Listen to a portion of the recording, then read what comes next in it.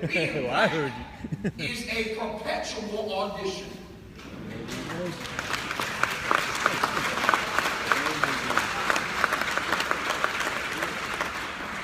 Being black, being brown, being a woman is a perpetual audition. I don't care how many times you've done it. I don't care how many times you've done it well. I don't care how much better you do it than everybody else. As long as you're black, you're going to be auditioning your whole life. Your whole life. So just having an education is not going to foreclose on the audition. Y'all still with me? It's not just about a high quality education. As important as that is, and I repeat for the third or fourth time, if you don't get it, you are stuck on stupid. Is that clear enough? If you don't get it, you're stuck on stupid. But it takes so much more than that. And that's what I want to offer you right now. I want to, in the time I have left, the few minutes I have left, I want to see if I can speed quickly through 5 things I just want you to know. I guess you can see this metaphorically as me giving you a high five from the stage, or me giving you a pound from the stage. Just 5 simple points I want to make. And I want to take my seat. I want you first to understand, young men, that whatever education you receive, I hope you get an undergraduate degree and a graduate degree, whatever you have the capacity to handle, get it. You will never have too much of it. You can have too little, but you won't ever have too much. Get all the degrees you can have and handle. Get all the experience you can get and handle.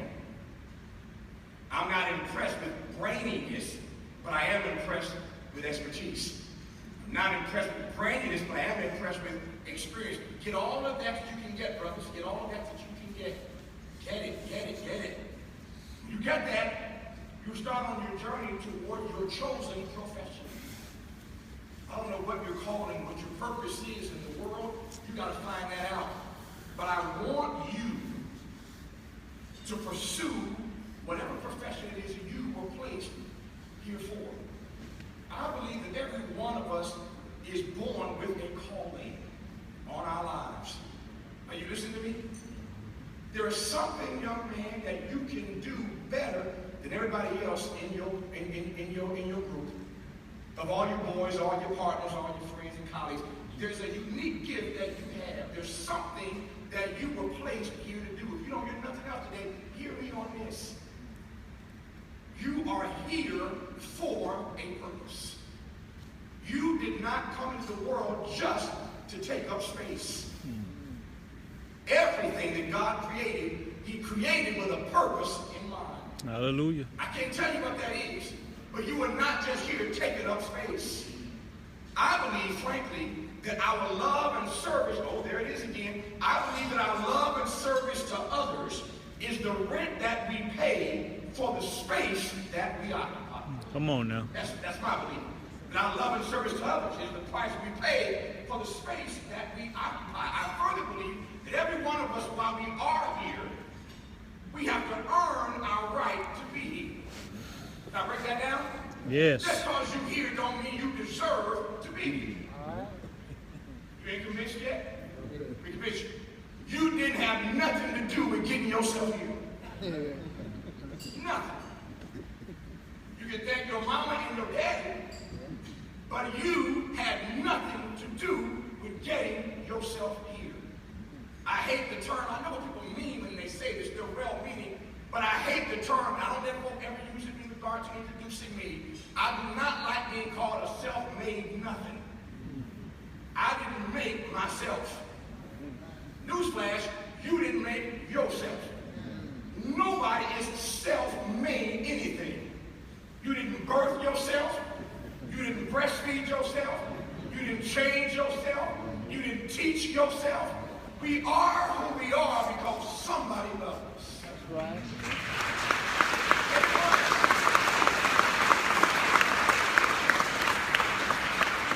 Yes, sir. Yes, sir. So none of us then are self-made anything. None of us. My point is that whatever your calling or profession is, you can't get there on your own. And more importantly, you didn't pave the path to create the opportunity that you have anyway. Whatever profession you choose, understand that you should never be, how can I put this? Never be so preoccupied with your profession that you lose sight of being true to your tradition. Am I making sense? The profession you choose is one thing. There is a tradition that you have to honor. My time is running here. All I'm saying is that whatever profession you choose, you're going to get this good education. You're going to start to pursue your path to your own profession, to making your own contribution, to doing what you need to do to pay the rent for the space that you're occupying, to earn your right to be here. That's what your profession will allow you to do. But young men of color, it is not just a profession. You are part of a tradition. And that puts a very different expectation on us in particular. I ain't mad at nobody else. But I'm talking to men of color that y'all asked me to do. You're part of a tradition. I don't care what profession you choose, there's a tradition that you must uphold. Don't lose sight of the tradition. Research the tradition. If you're going into sports, there's a tradition. Jackie Robinson. All right. Muhammad Ali.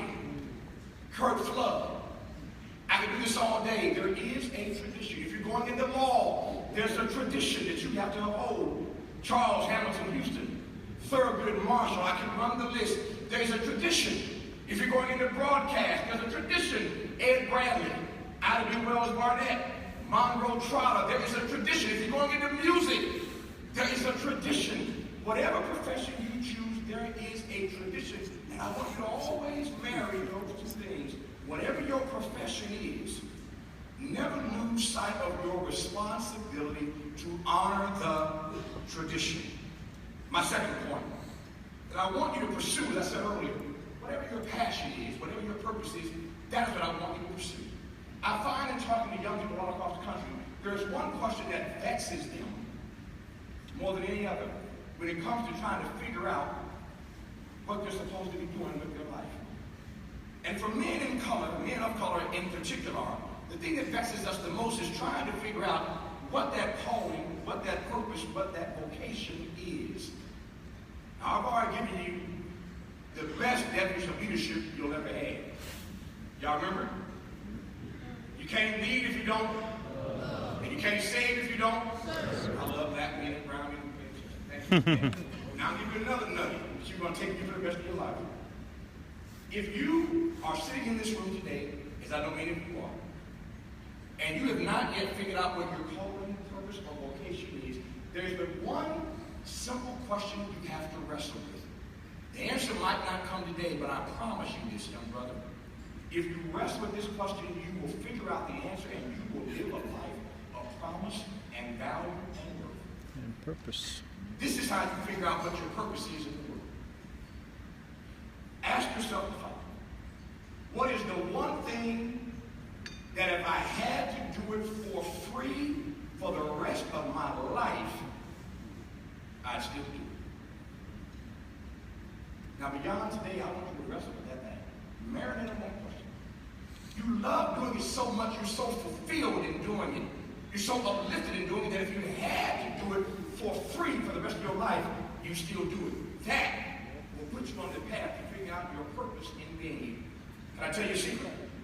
If Tiger Woods had never become Tiger Woods, he'd still be on a golf course hitting balls. If Michael or Kobe or LeBron had never become Michael or Kobe or LeBron, they'd still be somewhere at the park playing pickup ball as well as they do. If nobody ever paid me to run my mouth, I think you get the point. I'd still be doing it. What is that thing that you are so fulfilled in doing that if you had to do it for free for the rest of your life, you would? What's your point, Tavis? That you must pursue your passion, not a paycheck. Your passion, not a paycheck.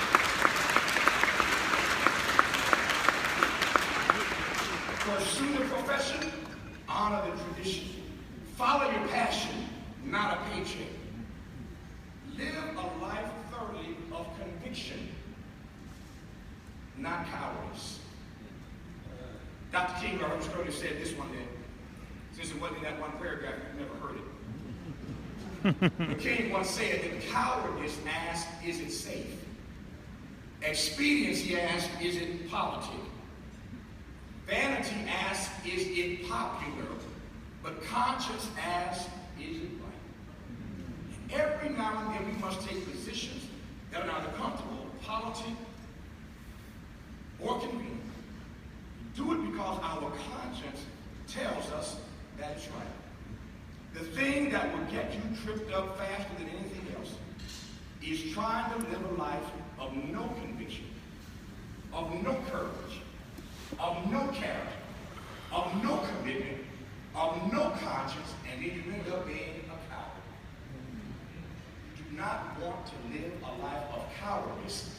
You want to live a life of conscience, a life of conviction. Now, no tip here. You can't do that if you don't ever figure out what you believe. So I ask you to wrestle with that today and beyond. What do you believe? Not what you read, not what your advisor told you, not what your professor or teacher taught you. I want to know what you believe. What do you believe? Every business, every institution of higher learning, every organization, anything worth its weight has what we call a mission statement. When I walk into the building, when I walk into your conference room, and I take a meeting, I want to know, what is your mission statement? Everybody has one. And I have found that when you convince young men of color to wrestle with what the mission statement is for their own lives, it fundamentally makes a difference. Because when you know what you believe, when you know what your truth is, then you don't end up being pushed around and swayed and blown around by the things that are going to come at you real fast in your life. I grew up in a little Pentecostal church, Reverend, and we sing a song that said the following: there's a storm out on the ocean. Watch out, watch out. All right. There's a storm out on the ocean and it's moving this way. Come on, come on. If your soul is not anchored in Jesus, you will surely lift the way. There's a storm out on the ocean and it's moving this way. If your soul is not anchored in Jesus, you will surely drift away. Now, for those who are just lost, or you're not religious, that's okay. Whether you're not spiritual, whether you're atheistic, whether you're agnostic or some other religion, that's okay. Here's the point. The storm is out there. Young folk, there are a bunch of storms out there, and they're coming this way. Yep. If you ain't anchored to something, watch yourself.